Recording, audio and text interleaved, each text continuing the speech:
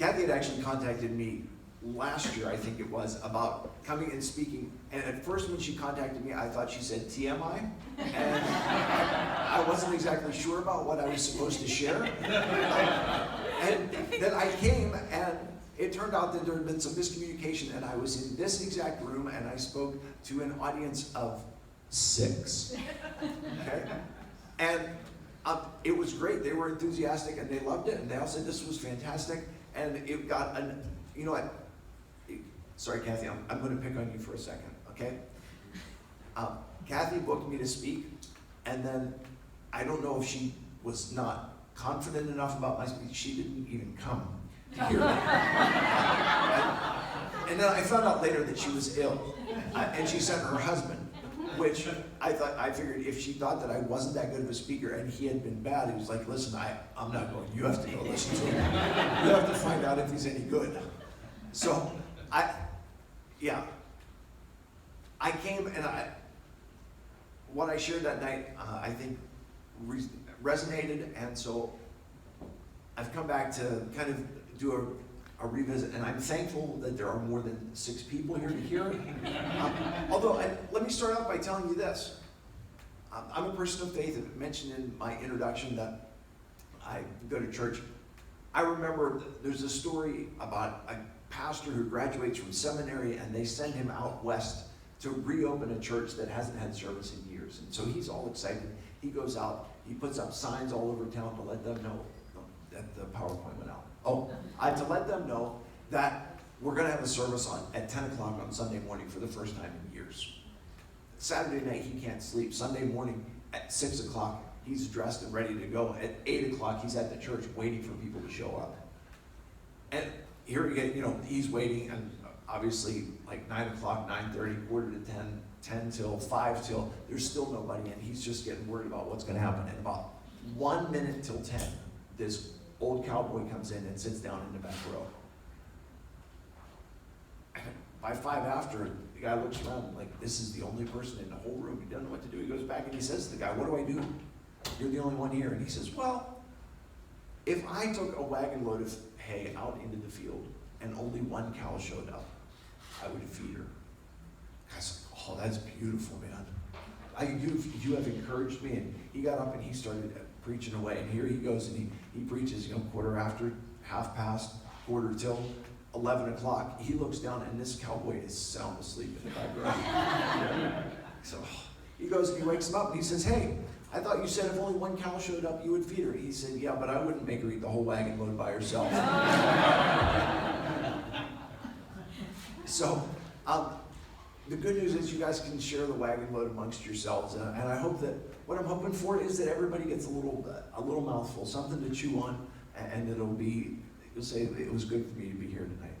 As I mentioned before, feel free if you've got something that I say that resonates with you, share that. All my social media stuff is up there. It's all the same, so that kind of makes it nice. But I want to start by telling you, we can go to the next slide. Maybe. Well, the next slide says it's about my story, okay? And I'm going to start by telling you a little bit about where I have come from. I wasn't always in a wheelchair. Now, I'm a little bit hesitant to tell you this. My kids are really embarrassed by this picture, okay? This picture of, this is Dad at 21 years old on the beach, and what they're most mortified by is the bathing suit, okay? Like, Dad, I can't believe you wore that thing. That bathing suit's important, and I'm going to tell you why. Now, I'm going to back up a little bit before I tell you about why the bathing suit's important. I grew up in Philadelphia, and the first question that everyone says to me when they hear that I grew up in Philadelphia is, so who do you root for now? And I got married to the most beautiful woman in all of God's creation, with apologies to the rest of the women in the room. And she is a native Pittsburgher, and she said to me when we got married, you're going to have to root for all of the Pittsburgh teams. And I said, I made what I thought was a reasonable compromise. I will root for all the Pittsburgh teams as long as they're not playing Philly. Okay? In basketball, this is not a problem. There's no professional basketball team in Pittsburgh. In baseball, it's not really a problem because the Pirates, we got married in '94, and I moved here, and it took a long time before I saw a Pirates winning season.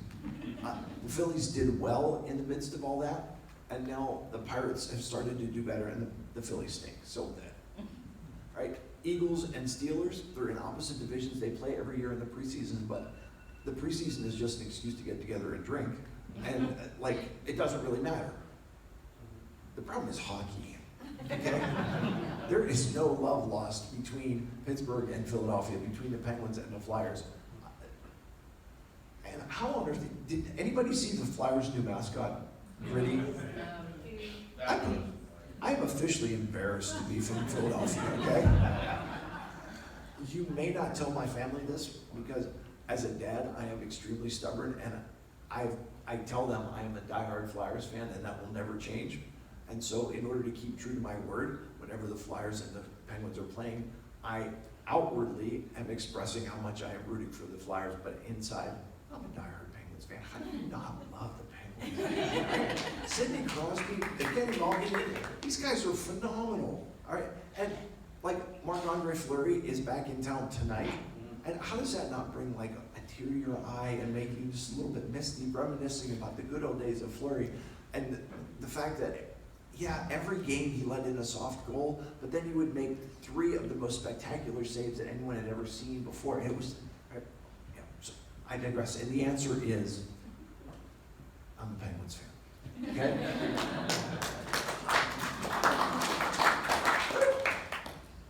So, being from Philadelphia, the one nice thing about Philadelphia, and yes, there are a couple nice things about Philadelphia, the one nice thing is that you're like an hour from the beach. And so I grew up going to the beach all the time. My church actually had a retirement home for the elderly that was literally on the beach in a place called Longport, New Jersey. And as it worked out, my best friend's mom was a nurse, and she volunteered down there 2 weekends a month, which meant every month, me and him got to ride down and spend a day at the beach. It was awesome. So, to me, my mom's not here, so I can embarrass her with a story, right? If she was here, I would embellish it even more and embarrass her further because that's what we do as kids. But my mom never learned how to swim. And she read Reader's Digest way too much when I was a kid. And in Reader's Digest, it seemed like every other month they published a story about a family who was driving somewhere and the car went off the bridge into the river and the mom had to save the kids out of the car. And my mom read this and took this to heart and was like, I can't swim, and if we go into the river, I can't save my kids. So I was like 2 years old and she started to take me to the Y to learn how to swim. I went through all of the training that you can get at the Y, all the way up to like lifeguard certification. I never went and actually did the test because they charge you money for it, and it didn't seem worth it to me. But like, I grew up in the water. I'm lifeguard, I'm going to the beach all the time. My grandparents had a pool. They lived about 3 miles from us.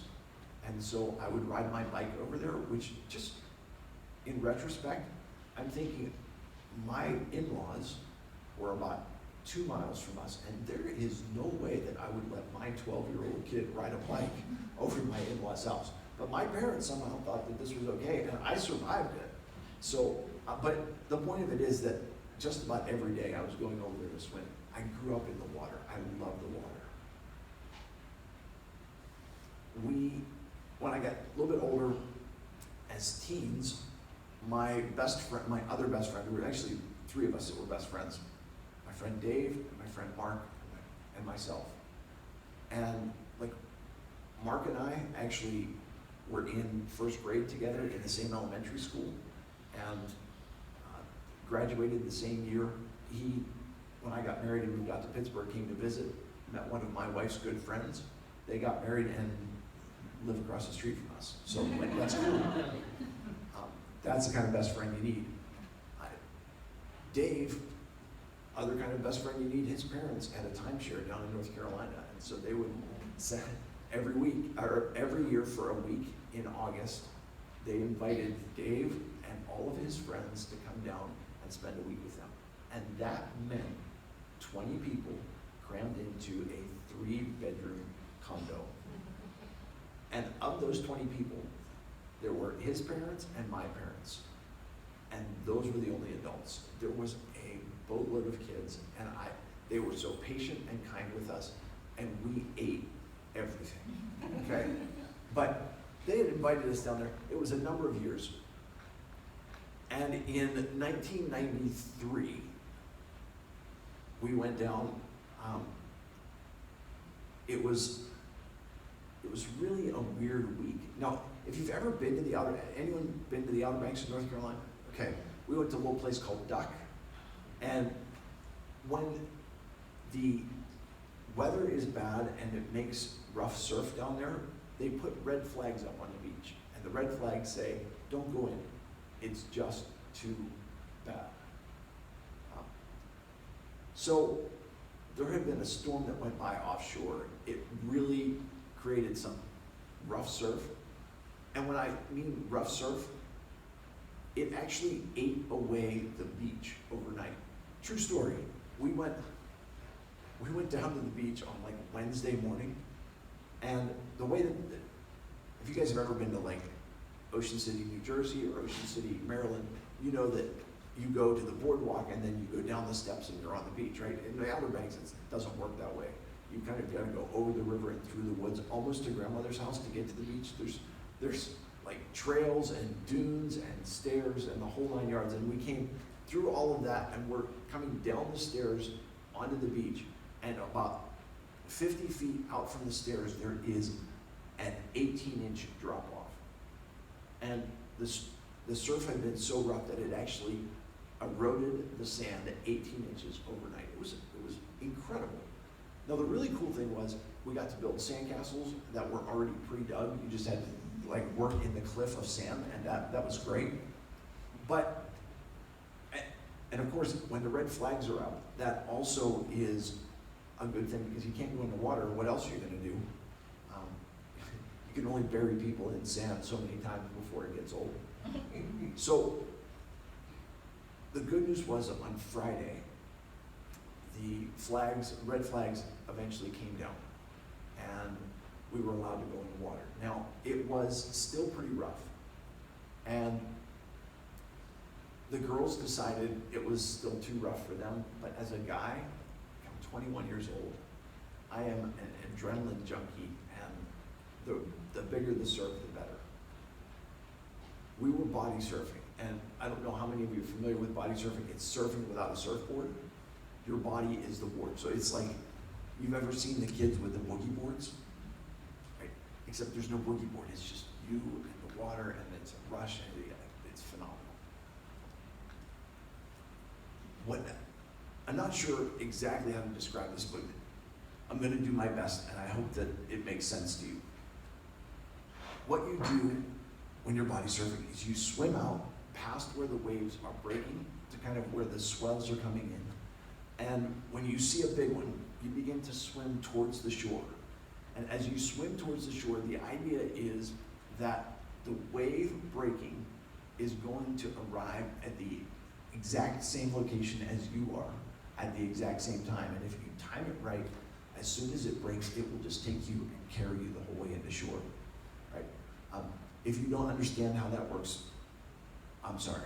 I can't explain it any better than that. I've tried, and that's as good as it gets.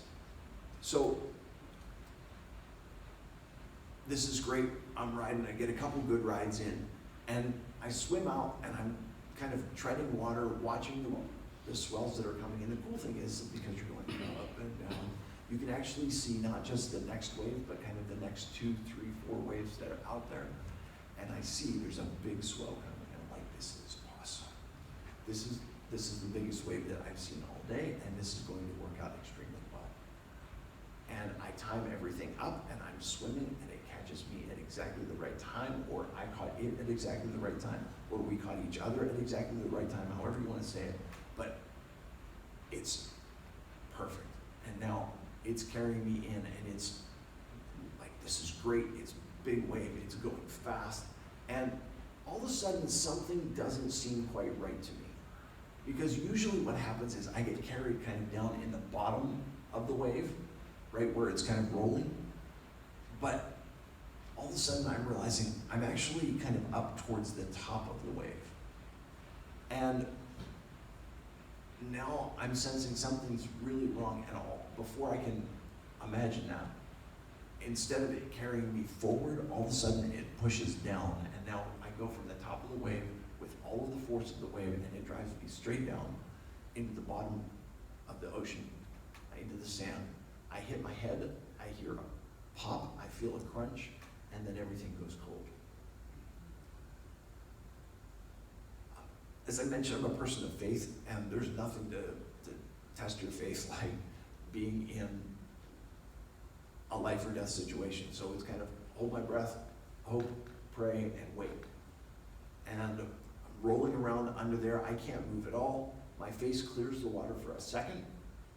I get a quick breath. And one of my friends saw my face, and when I didn't stand up, he figured something must be wrong, and he came in after me. And to tie back into why this swimsuit is important, this bright purple, bright yellow, bright pink, bright blue swimsuit is what saved my life. Because when my friend was looking for me, what he saw was purple, and he came to the purple, he grabbed the purple, and he pulled me out. What I have found out is that I had broken my neck. For anyone who's interested in the technical details, it's at the cervical 5th and 6th vertebrae, which means that I have no use of my legs, and I've got limited use of my arms and hands. And what I came to understand was that when you look at me, you see, I don't want to be too frank about it, but like, dude's got issues, okay? You look at me and you see, like, that guy's got problems. But what I've come to understand is that in the big picture for things, everybody's got problems. Everybody's got limitations. Everybody's got stuff that they deal with, right? I'm not asking for a show of hands, but I'm pretty sure, like, it was pretty cool. One of the radio shows that I was interviewed on was called We All Got Issues, right? And it's a fact. We all do. And what I had to kind of come to understand about that is that some of my issues are a little bit more prominent. So, you know, when you look at me, and here's what I'm going to tell you. My kids would tell you that my biggest issue has zero to do with me being in a wheelchair. It has to do with the fact that I'm stubborn, I've got a lousy sense of humor. Those are the things that bother my kids. This is a great story. I did a presentation at a school. It was a middle school up in Saxonburg, and afterwards I did a Q&A, and one of the kids raises their hand and is like, so are your kids ever embarrassed because you're in a wheelchair? And I was like, well, let me ask you this. Like a show of hands from all of the students who have ever been embarrassed by their parents who are not in wheelchairs.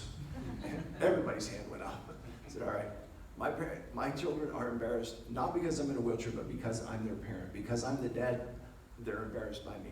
And trust me, as a dad, my job is to embarrass my kids, and I am really good at it, and I do it with gusto and relish, okay? But it's that experience that I came to understand that everybody's got problems, okay? And whether you see them, whether you don't, it's actually hardest for people that have hidden disabilities, because people have expectations, and then when they're experiencing those problems,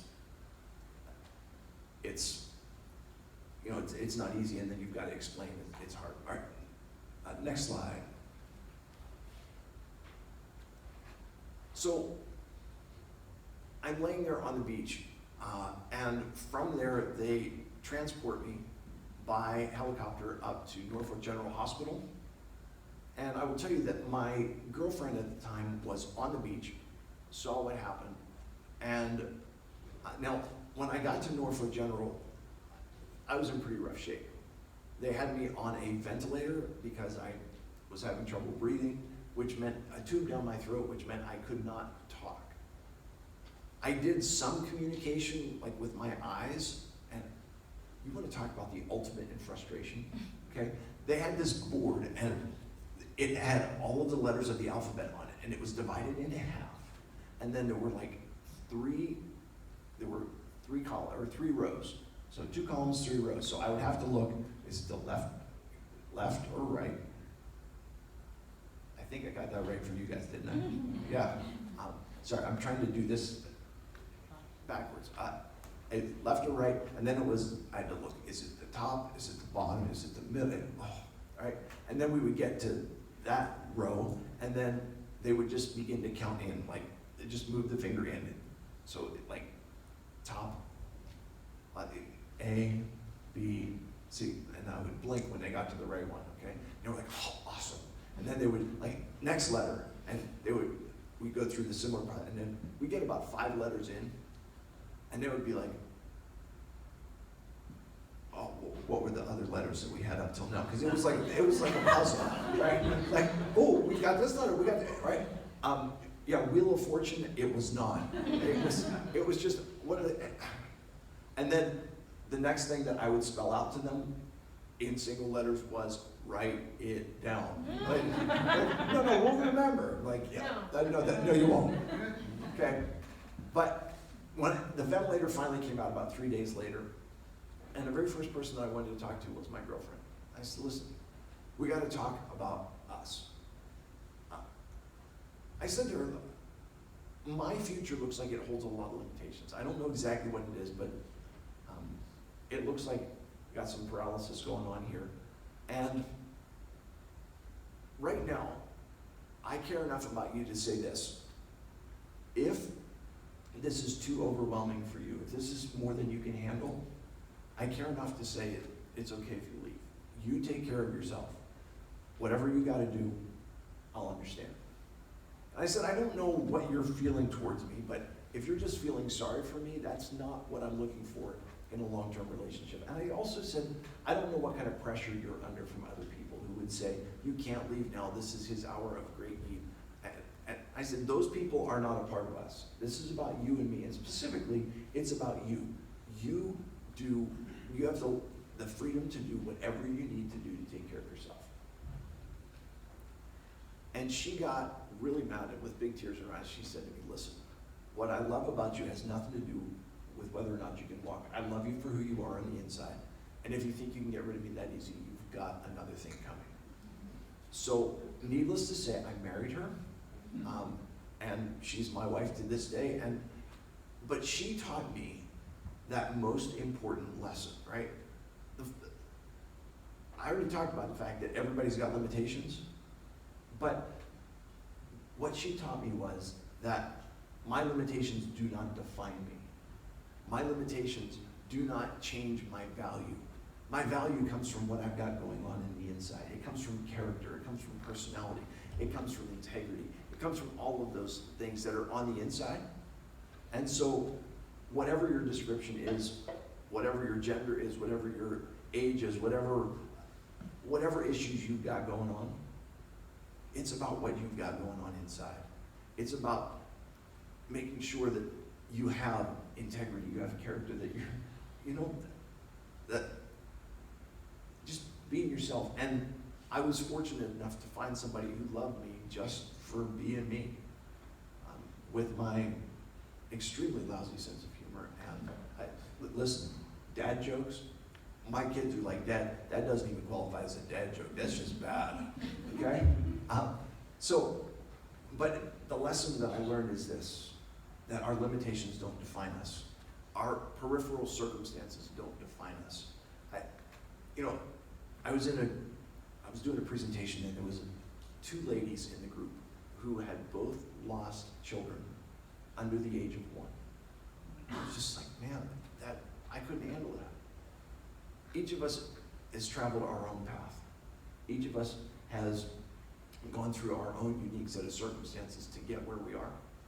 but those circumstances don't define us. You know, I think even there are people who have grown up in, you know, single parent homes. There are people that have grown up, you know, maybe, you know, financial issues, maybe when you balance your checkbook, it's depressing. Maybe you're one of those people who has trouble balancing your checkbook because you can't do math. Like, I don't know. We all got those issues, but those issues aren't who we are. I actually, in addition to writing Still Walking and Still Falling, I registered the domain name Still Rob, because what I've come to understand is that doesn't change just because I'm in a wheelchair, okay? So learning that lesson that not only does everyone have issues, but everyone has value. So next. So from there, yeah, that's me a long time ago. Okay, that's 25 years ago, 25 years ago. It's really kind of a weird circumstance for me, because I was injured when I was 21, so I'm 46 now, which means that 4 years ago when I turned 42, I had this kind of really odd tipping point, realizing that I've actually been in the chair longer than not.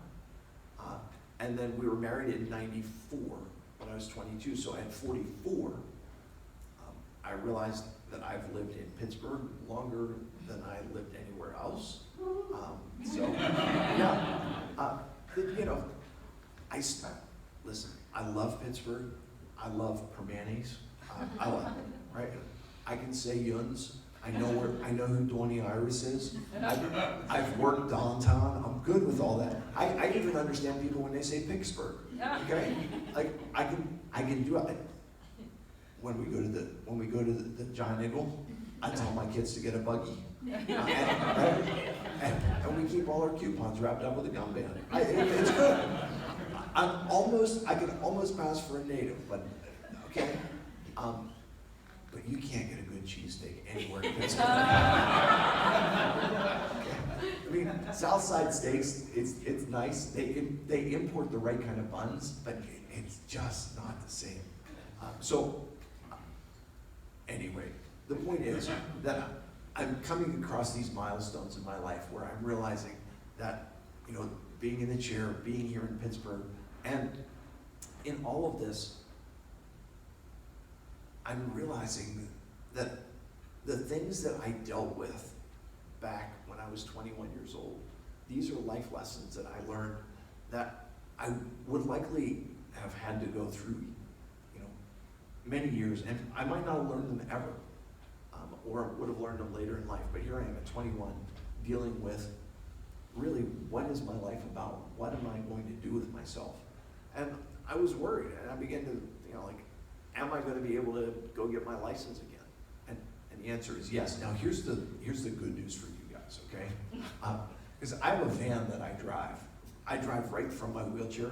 It's really awesome. It's like, technology is phenomenal. The problem is that it is so technology dependent. 3.5 weeks ago, it developed an electrical problem and it wouldn't start. So I had to get it taken to the dealership. I got it taken to my Chevy dealership, and they were like, this is not a Chevrolet problem. This is an adaptive equipment problem. So I got it towed over to the adaptive equipment place. It's been there for 3.5 weeks, and they still don't know what's wrong with it. All right, so my fierce independence and getting out of the house and doing everything, as like my 2-year-old self would have said, do it by self. Yeah, it's kind of had a little crimp in its style. So I now have, our church bus has a lift in it. It works out real well. My buddy who lives down the street from me and goes to church with me, Ron, he drove me here tonight. He gets a hand. Everybody, that's Ron. Give him a hand.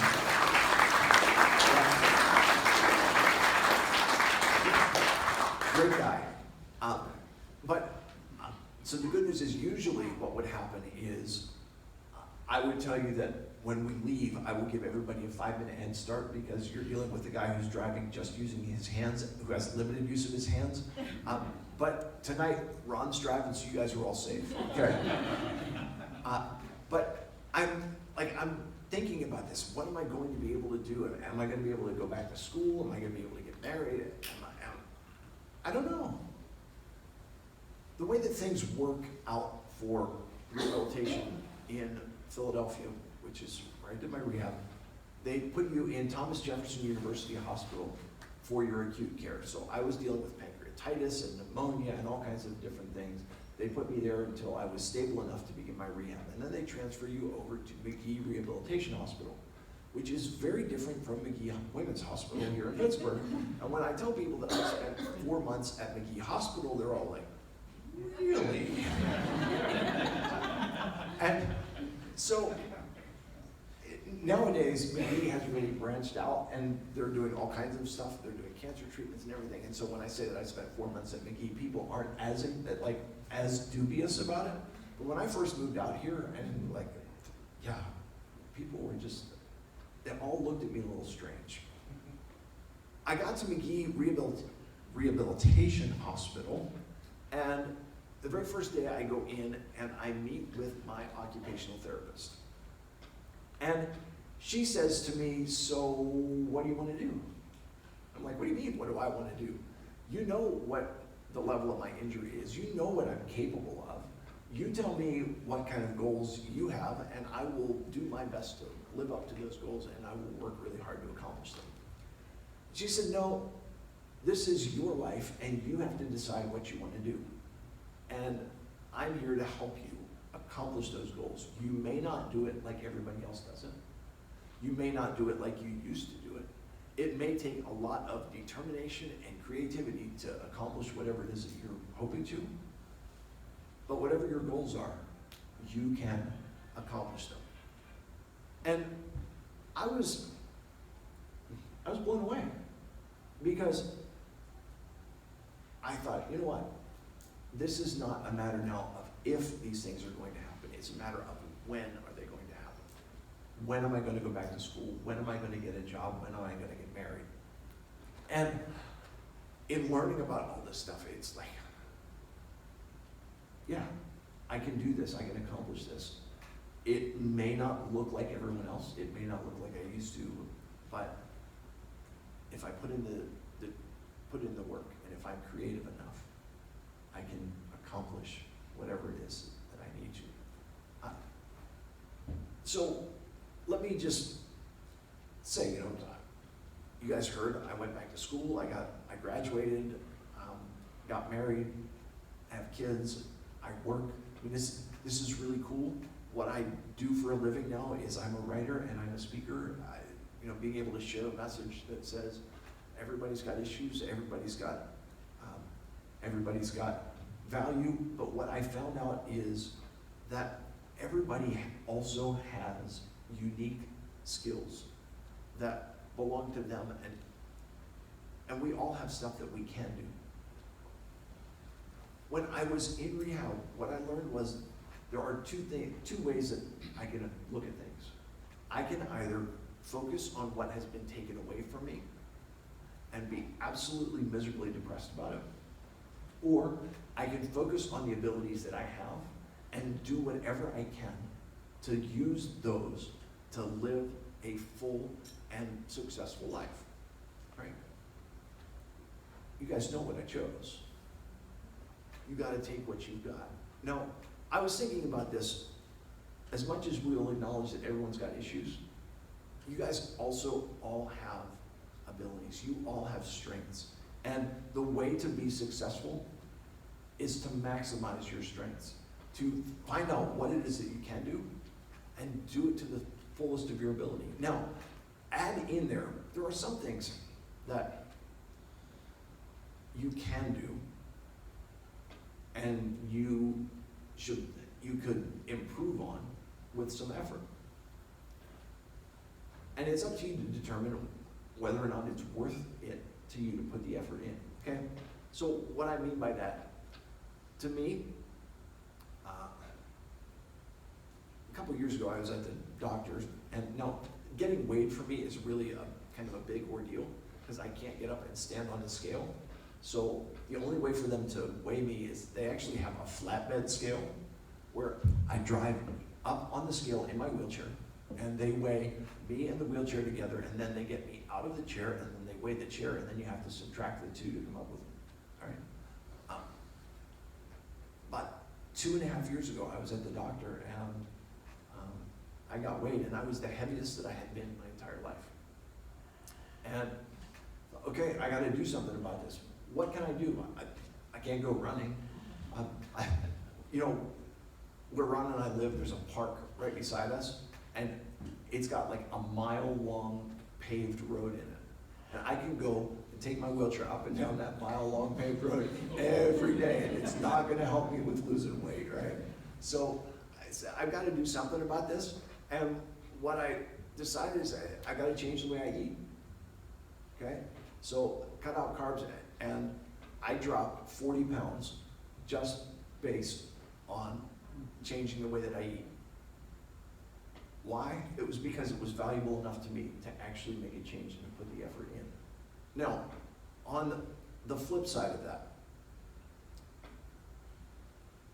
when I get up in the morning, I need a lot of help to get dressed, okay?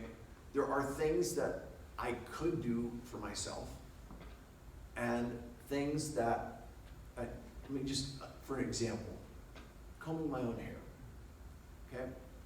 They have adaptive brushes, and it's got an adaptive sleeve that you put on it, and then, like, this thing, I don't know, it looks like some kind of barbarian tool, because what it has is it's got a strap that wraps around my hand, and then it has a long stick, and then at the end of the stick there's a brush. And so what I would do is I would get the long stick and the brush, and I would hold it out like this, and then I've got to kind of comb my hair, okay? So what I have to figure out is, in my fierce independence, is it better for me to say I will comb my own hair, I will do it by myself, or is it okay to say I will let my wife do this and I will look much more presentable?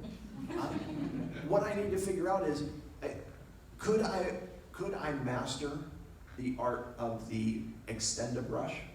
Probably. Would it take me a lot of effort? Yes. Is that something that is valuable enough to me to say, I want to learn how to do this by myself, I want to become skilled in this? To me, it's not that important. I can let somebody else do that. And so I think what I'm trying to explain is this. What do you want to do? And what is it that's important to you? And what's important, you put the effort in to pursue that, and to hone your skills in that, and to accomplish that. And what you can let go, it's okay. All right, there are other things that are not worth wasting your time on.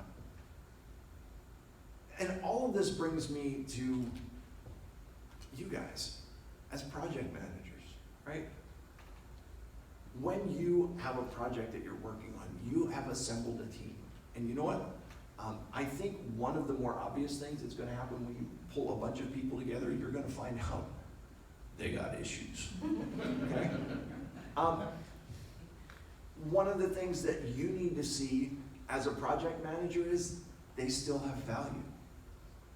And beyond that, the next step for you in what you're looking to accomplish is to find out what are their strengths.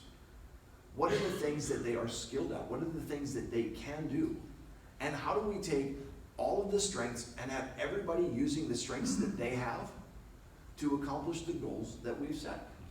We may not do this like other teams do. We may not do it like my old team did. It may take a lot of work and a lot of creativity, but if we utilize and maximize the strengths of all of our team members, we can accomplish great things. And to me, the reason I call this the power of one is because my occupational therapist changed my life. She changed my outlook about my disability and about what I was going to accomplish. And you guys have the same thing, right?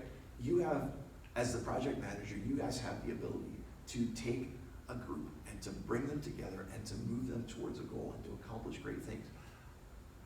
I'm not real great with math, but I know this much. You know what the power of -1 is, right? Anything multiplied by -1 becomes negative. And so as you go through, if you have a negative attitude, your team is going to be multiplied by -1, and you are going to get a negative result. It's up to you to be looking for something positive, something that you can get out of this that has value. All right, next slide.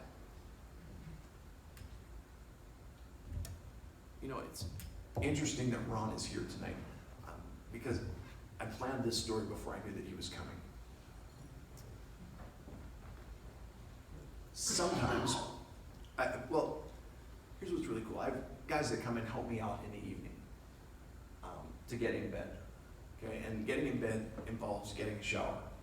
Ron has been in the car business for a long time, and when he comes over to help me get a shower, I feel like a car that is being detailed.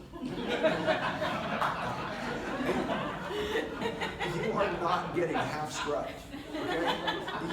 You are getting the full meal deal. And this one night, so for me to get a shower, I actually have another wheelchair that I get into, okay? And it's got like a rubber seat on it, and and it can get wet. It's, phenomenal. So I get in this chair, and this was pretty early on, and Ron says, the underside of your legs never gets really scrubbed right. So he gets the washcloth, and he gets it like, you're putting suds to all four corners of the cloth, okay? And he gets this, and so he picks up this leg, and he washes underneath him, and then he picks up this leg, and he starts to wash underneath that. Now, you heard a couple details in there, right? It's a rubber seat. And when you put soap all over a rubber seat, what happens to it is it becomes slicker than a wet banana peel, okay? And the next thing I know, my butt slides right out of the chair, and I am now sitting on the floor in the shower. You see this chest strap that I have here? I've got one of those on my shower chair. And the good news is that it was strong enough and durable enough that it didn't let go. The bad news is that I'm now sitting in the shower with this chest strap pulled up under my arms. I got my elbows up in the air, and I'm sitting on the floor. The shower is running, and it's just kind of like, well, so fortunately for us, my sister-in-law and her husband were living with us at the time, and I wrote this. I think this story is in Still Falling, but my brother-in-law's name is Mike, okay? I did not realize how many syllables Mike had in it until Ron left the room, and I think it had about 14 syllables. It was, Mike! They got Mike, came back in, and Mike looked at me, and his eyes got really big. And part of the problem was not only was I sitting on the floor, I was actually sitting on the drain. And so the shower was running, and now there's water everywhere. I'm in the middle of a small lake. And so eventually they were able to kind of get one underneath my arms, one underneath my knees, slide me back up in the chair, and I lived to hunt again. But the reason I tell you this story is because sometimes the pursuit of perfection is a little bit over the top, okay? Sometimes perfection is the opposite, or perfection is the enemy of accomplished, okay? Sometimes good enough is just that, it's good enough. I put in really small and italics and kind of gray print on here the monkey story, okay? This is one of my favorite stories, and if we didn't have enough time, I wasn't going to tell it, but you get it. Do you guys, it's the story of how they catch monkeys down in the Caribbean. This is incredible to me. What they do is they will take a coconut and they cut the top off the coconut, hollow the whole thing out. They put some fruit, they put some little shiny objects, whatever is available at hand, they put it down in the coconut. And then they tie that to a tree. Monkey comes along, sees what's in the coconut, reaches down in and grabs hold of it. The problem is that now the monkey has made a fist, and this hole at the top of the coconut is too small for him to get his fist out with the stuff that's in there. And so along comes the monkey hunter, and now the monkey is faced with a choice. He doesn't know this, like he hasn't thought this all through, but the monkey is actually faced with a choice. Do I let go of what I've got in my hand, or do I let the monkey guy grab me? And without fail, the monkey says, I am not letting go of what I have. This is too valuable to me. And they will give up their freedom. They will be caught. They will, because they're not willing to let go. Sometimes I think about it this way. There are things in life and you just gotta let it go. Because the fact is that it has trapped you. It has tied you to your history. It has tied you to previous bad experiences. And as long as you don't let it go, you're trapped and you don't realize it. But sometimes when you're going through those things, you just gotta let it go. All right, next slide. I was thinking really what I want to kind of sum up with is the impact of what you guys do. You, as project managers, you are like the in-between layer between the people upstairs and the people downstairs, right? Somebody comes up with a great idea and says, we want to accomplish this. Now go, all right? And you're given like the task, how do we get to this goal? How do we accomplish this? How do we get there? And you're able to take a group of people who have a number of limitations and who have oftentimes negative attitudes, and your job is to get them to accomplish the goals that someone other than you have set. And that's pretty amazing. So I just wanted to say, in looking at this, you guys have an amazing skill set, and what you're doing is, do you guys remember the commercial from a number of years ago about herding cats? Mm-hmm. Yeah. You guys are cat herders. You're professional cat herders, and you do a phenomenal job at it. And because of what you do, your organizations are able to meet their goals, and that's phenomenal. So, all right, next slide. Cool. I was told that I had 50 minutes, and then I could do question and answer, and I think I'm a minute over. So, anybody have any questions for me? Because what I'll do is I'll take some questions, and then I will give you my closing thought for the day. What time are we officially done? 8 o'clock. I'll be done, all right, I'll be done at 8 o'clock. Questions? Yes? What prompted you to start writing? So the question is, what prompted me to start writing? It was one of those things that I love to tell stories and I love to talk, and my friends were like, dude, you gotta write a book. And I was like, who would want to read my story? Like, this is just what happened to me. But when I came to understand that idea that everyone's got issues, and looking at it, what I thought is, my book is actually not a story about me. My book is a story about the human condition. It's a story about humanity. I didn't want to just write from the narcissistic perspective that wouldn't everyone be massively interested in a story about Rob Oliver? No, but what everyone would be interested in is a story about a human being going through difficult circumstances and learning from those experiences. And so once I understood that this is an everyman story, it's not a me-specific story, that it made it a good idea to write the story. Yes? What's coming in the future? What's coming in the future is the question. So I wrote Still Walking, I wrote Still Falling. I'm actually working on a book about employment called Still Working. Employment for people with disabilities is a major issue. The unemployment rate, when you look at the statistics nationwide, for people with disabilities is 5 to 10% higher than the national average. So whatever you're looking at and this is just for people claiming unemployment, okay? The actual employment rate, you guys know this, the employment rate in America is about 50%, okay? About half the people work. The other half of the people are either in school, they're retired, they're homemaker, whatever they are.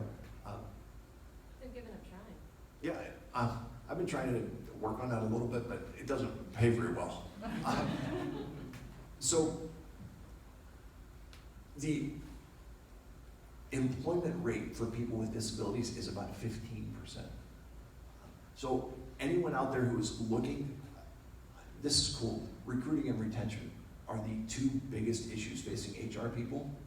You're looking at a huge untapped group of potential employees, and the statistics will also show you that employees with disabilities actually stay with their employers longer than does the general population. So I'm still working.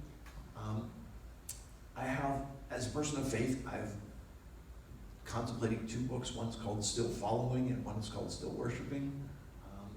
And I wrote one kid's book. I've got another kid's book coming out about a dollar bill, and the general point of it is this.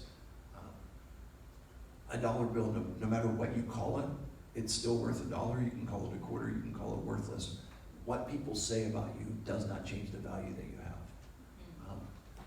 Additionally, if you take that dollar bill and crumple it up, it doesn't change the value. The condition of the dollar doesn't change the value that it has. But if you have a dollar that's been sitting in the bank and a dollar that's crumpled up, which of them has a richer life experience? The one that's in rough shape. The other piece of that is you can take that crumpled up dollar and you can smooth it all out. And this goes more towards the bullying end of things. You can never get that dollar back into original condition.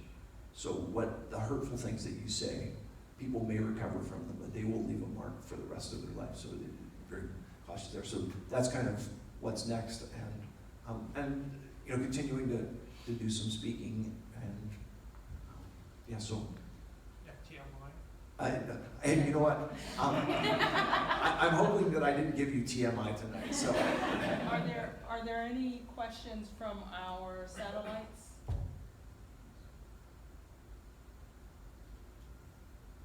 they're all stunned into silence. I just want to thank you. You inspired us, and definitely from the chapter side, we appreciate you coming on today. Thank you. Thank you very much. Oh, absolutely. I do have a question. Yes. What organizations did you find useful or helpful when you were trying to get through university? Because I know that different universities, they have those lovely, gorgeous antique buildings, not as accessible as one would like. How did you figure that out? Here's kind of all right, so the question is, what did I use, what organizations did I use to help get through university? A couple different things. Number one, I used, I don't know what it's called now, the politically correct, like special student services. I use them a lot. So because of my limitations with my hands, I actually really can't take notes very well. So what they did was they gave me carbonless copy paper in which I was able to give that to one of my classmates, and when they took notes, it just made an automatic duplicate of it, so I would take be able to have their notes. They would then give me someone to help me write my exams. This was a really cool thing when I was getting my master's degree at Duquesne. They had this really nice girl who helped me write my exams. My teacher, the professor, was a stickler for handwriting. He actually handed a couple people an ungraded test to say, like, I can't read your writing, you have to sit down and write this all over again. This girl had impeccable handwriting, and I think part of the reason I did so well in his class is because it was very easy to write what she wrote. I'm giving 0 credit to my knowledge, all credit to her handwriting. But OVR is a funding source that the Office of Vocation and Rehabilitation is available to help with some of the funding for university. But most of it was just trying to figure out, what can I do? I have to do most of this myself. So there was some times where this is really cool, using special student services. I was actually able to get some of my classes moved because they were being held in an inaccessible building. So everything had to move so that I could get to where I needed. So, yeah. Other questions? Yes? What's your biggest challenge right now? Okay. I told you that the question is, what is my biggest challenge? I told you that I have 3 teenagers at home, right? I'm gonna actually tell you that I didn't give you the full story there. I have 16-year-old triplets. And I've got a boy and 2 girls, Josh, Lauren, and Chloe. And when I say that they're 16, the day that they turned 16, they went and they got their learner's permits. The day that they turned 16 and a half, they all went and got their driver's licenses. My biggest challenge right now is paying my insurance bill. Yeah, no, actually, my biggest challenge is to live my life in front of those kids, so that the fact that this is actually what's really funny to me. There's another kid in their class whose mom was in a wheelchair, and he came in one day and was like, yeah, I couldn't get my homework done last night. It was difficult in my house, and like my mom's in a wheelchair. My kids are like, yeah, so what? For them to have an understanding that my disability does not lower expectations, for them to have an understanding that I am living a full life and I expect exactly the same of them. The fun thing for me is that they all play sports. They're pretty good at sports. But what I have talked to them about, and I ask them the same 2 questions after every single game. Did you play hard and did you have fun? It's not about whether you won or lost. It's not about how many points you had. All I ask is that as you go through life, you play hard and you have fun. So, yeah. All right. It's time for me to be done. You want to click and I will give you my closing thought for the day. This is my fancy dancy wheelchair. You guys saw this, right? This chair goes up in the air. It's really, really cool. That's not just a professional employment thing where when I'm going to give a presentation, I can go up in the air and I look down at you all. It's even beyond that. I can make eye contact with everybody. You can see me. It's not like I'm in the front and all you can, we had, what was the guy's name from Tool Time? The neighbor, who was always just, Wilson. It's not the Wilson experience where you're just seeing my eyes and half my nose. This chair, the seat elevator on it is actually helpful for getting in and out of bed because I'm completely dependent for that transfer. I need someone to help me get into bed. What we do is you put the seat up, and then to get from the chair into bed, it's a down transfer. You have gravity assisting you with that. And then to get from the bed back into the chair, you put the seat down, and it's a down transfer there. It's wonderful. I got my very first wheelchair like this. We got married, we moved into the new house. It was about 6 months after that, and I started to run into everything. And my wife's like, what's wrong with you? I'm like, it's the wheelchair. It's got to be the wheelchair. She's like, it's you. That's a commentary on my marriage. I think it's a commentary on everybody's marriage. But my friend Mark, who I mentioned, who lived across the street from me, one day he's looking at me and he's like, dude, you're not sitting right in your wheelchair. I'm like, what are you talking about? I feel like I feel fine. And what we figured out is that the seat had actually gotten twisted on the pedestal that holds it onto the wheelchair. So my seat is looking this direction and my wheels are going that direction. And we got it straightened back out and realigned, and everything is put back in order, and I am now a safe driver. But what I learned out of that experience is if your perspective is off, your judgment is impaired.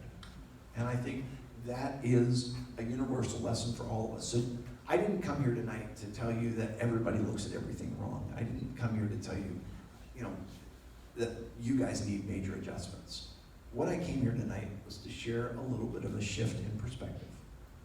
And I hope to line things up and that you leave here with improved judgment, that you're making good decisions and that your teams are more successful as a result of the time that we spent here tonight. So thank you guys very much.